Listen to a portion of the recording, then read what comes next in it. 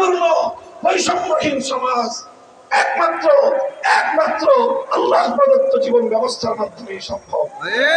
তাই মানব রচিত তন্ত্র মন্ত্র বাদ দিয়ে আল্লাহ প্রদত্ত রাজনৈতিক বন্দোবস্ত খেলাফতের প্রতি আমি সকলকে আহ্বান জানাচ্ছি।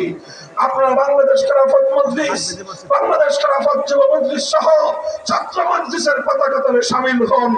ইনশাআল্লাহ আগামী দিনে ইনসাফপূর্ণ একটি সমাজ গঠনে আমাদের এই প্রচেষ্টা অব্যাহত থাকবে। থাকবেন তো ইনশাআল্লাহ?